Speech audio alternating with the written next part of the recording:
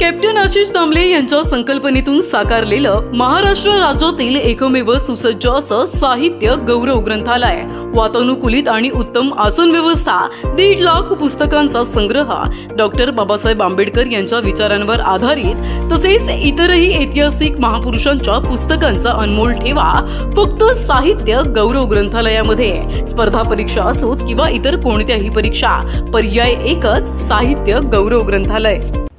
हे मेट्रोचं यश म्हणजे बीजेपीचा नसून संपूर्ण महायुतीचा असेल ना एकंदरीत, कारण अनेकांनी पाठपुरावा पण केला होता, सेनेने केला। या प्रकल्पाची सुरुवात ही आदरणीय मुख्यमंत्री देवेंद्र फडणवीस यांच्या कालावधीमध्ये झाली होती।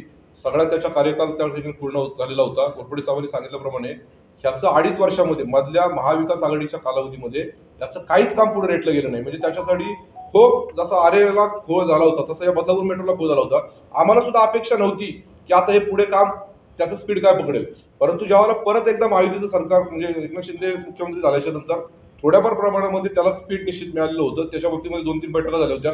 त्या प्रत्येक बैठका ह्या आमदार साहेबांनी स्वतः इनिशिएटिव्ह घेऊन केलेल्या होत्या आणि त्याला खरं स्वरूप आलं हे 17 फेब्रुवारीच्या नंतर, कारण ती फाईल तोपर्यंत सुद्धा थोडीशी स्लो स्टेजमध्ये होती। पण छत्रपती शिवाजी महाराजांच्या पदस्पर्शात घेतल्यानंतर देवेंद्र फडणवीस साहेबांनी, घोरपडे साहेबांनी सांगितल्याप्रमाणे जे पुढच्या 2-3 महिन्यामध्ये 17 फेब्रुवारीच्या नंतर आज मे महिना आहे, मेची एंड आहे, या 3 महिन्यामध्ये या सगळ्या प्रक्रिया इतक्या फास्ट झाल्यात की काल निविदा सुद्धा आली।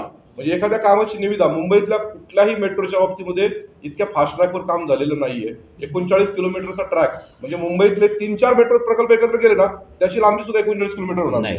तेवढ्या मोठ्या प्रकल्पाचं काम 3 महिन्यामध्ये पूर्ण होऊन टेंडर येणं हे खूप आश्चर्यकारक आणि गुड गव्हर्नन्सचं एक उदाहरण।